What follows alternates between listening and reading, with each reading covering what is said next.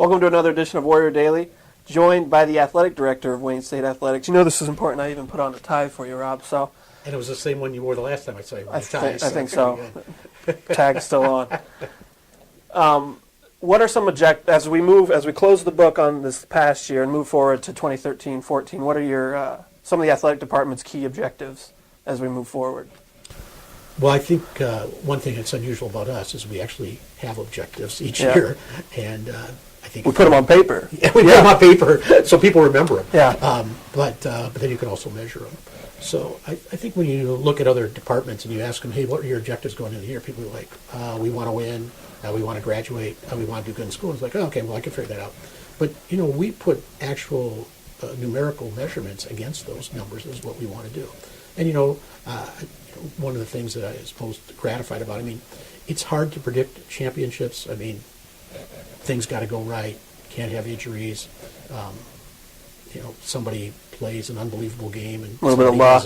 Yeah, that gets thrown in there sometimes. Mm-hmm. So those things, although you can put yourself in a position to win, which is what we want to do, that final part is a little more tenuous. But I think things like academic success, community service, those are things that if you put the right parameters around it, you're going to achieve that. So the fact that we did 9,125 community service hours last year is very laudatory to me.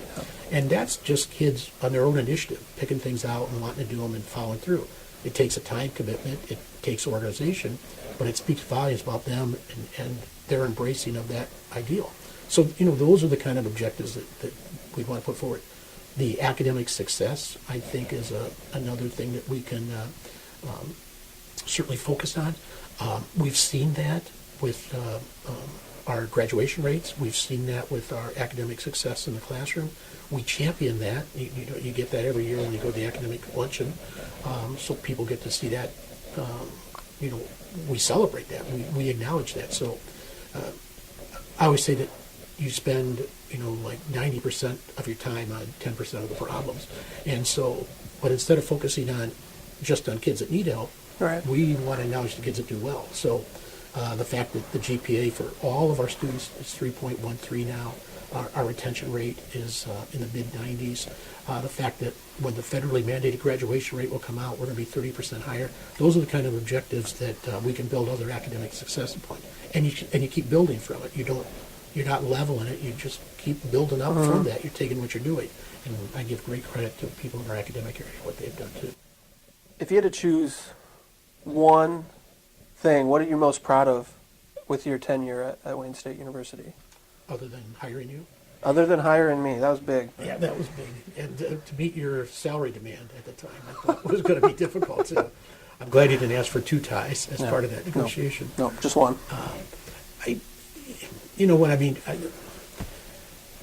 It's hard for people to talk, say, it's 13 years later, what are you proudest of?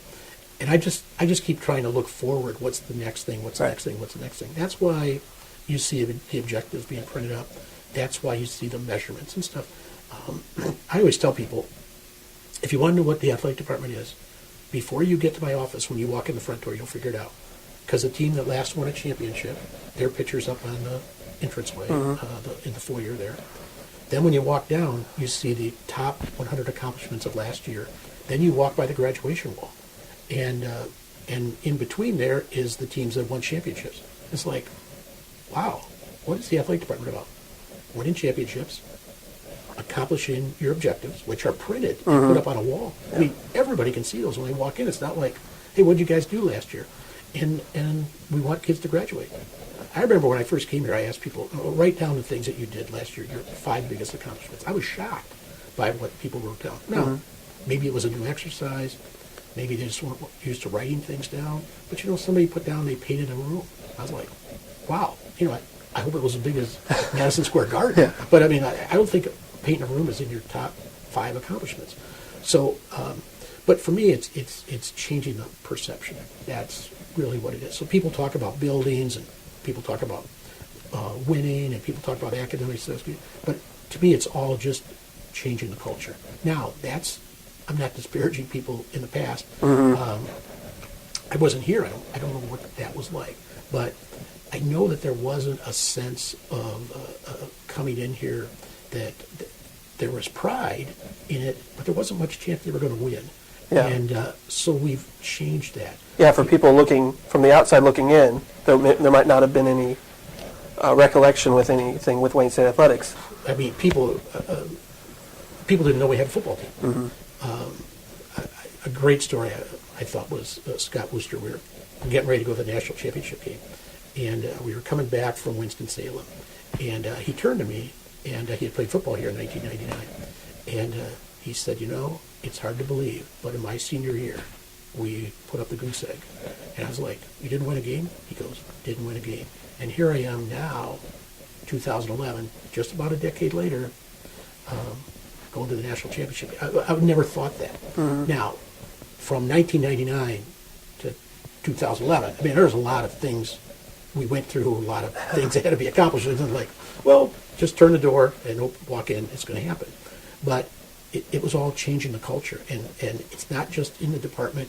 It's not just convincing coaches you can win. It's not just convincing student athletes you can win. It's not just convincing your fans that this is real. But it's on the other side of campus.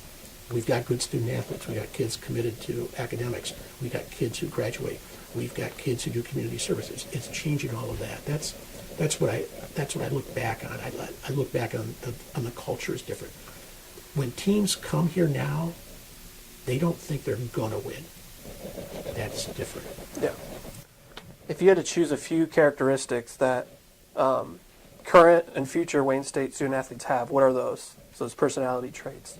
Well, I think that the thing about Wayne State kids, and I think it's true from prior years and even present, there's a toughness, a mental toughness about it. I mean, you go down that weight room without air conditioning and work out for a couple hours, which I know you do. Like a few times. Yeah. A few times, yeah. A few times in your life or a few times recently? My life. Okay. I don't want to get too crazy, Well, but I mean, it's not air conditioned. It's, I wouldn't say it's the greatest weight room I've ever seen in my life. It's not the worst. But to get up and commit the time and effort to do that day after day after day, you've got to have a sort of mental toughness about you to do that. When you get done with that, you're going to class, and then somebody says, oh, how do you like to do some community service? And you're organizing all that around what's a normal student's life. Mm-hmm. I can't remember back to when I was in college. I don't remember if we even had lights back then. But what I do remember was there's a whole lot of other things to do. Yeah. And to organize yourself and to create a structure that you can be successful in, that's what we need in student athletes.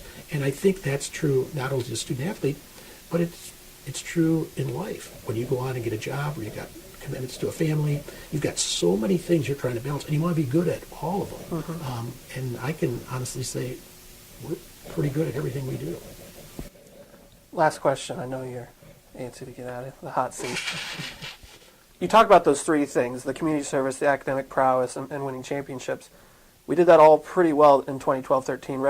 Record amount of community service hours, highest GPA, 3 GLIAC championships, and several other very impressive finishes.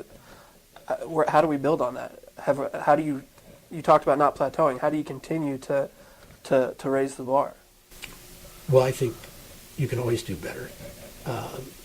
The day you get up and say, we've got it all done, is the day you stay in bed and pull the sheet up and just haul you away someplace. Yeah. I'm actually anxious to get to work every day because there's something different and new that I'm going to face. Like if I'd have known we were going to have this interview, I certainly would have wore something that matched your outfit.